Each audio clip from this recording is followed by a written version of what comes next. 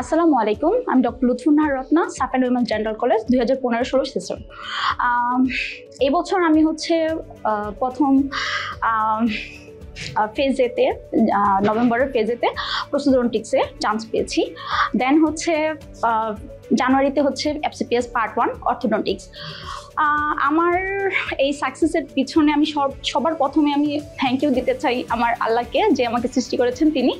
দেন হচ্ছে আমার বাবা মা, আমার ফ্রেন্ড সার্কেল যারা আছে তারা, আমার এডুডেন্টের যত মেন্টর আছে মেন্টরদের। এই জার্নিতে আমার পথ চলাটা শুরু হয়েছিল হচ্ছে নভেম্বর 2023-এ।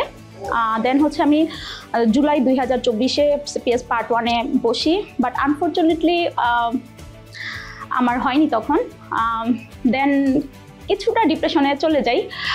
তো এডুডেন্ট থেকে যখন ভাইয়ারা বলতেছিল যে ডিপ্রেশনে না গিয়ে আপনি কন্টিনিউ করেন, তো আমি তখন এমএস-এর এক্সাম বেচে ভর্তি হই। এমএস-এর এক্সাম বেচে ভর্তি হওয়ার পর আলহামদুলিল্লাহ নভেম্বর এমএস প্রেসিডেন্সি পাস করি। দেন হচ্ছে আবার এফসিপিএস পার্ট 1 এক্সাম বেচে ভর্তি হয়ে আমি হচ্ছে এফসিপিএস পার্ট 1টা দিই।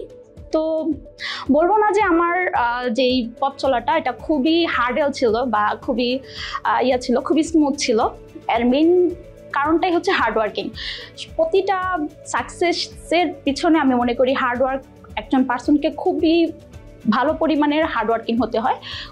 কেননা হচ্ছে একটা জিনিস যদি আপনি হার্ডওয়ার্ক না করেন, একটা জিনিসের পিছনে যদি আপনি লেগে না থাকেন, তাহলে আপনি কখনোই ওইটাতে সাকসেস হতে পারবেন না।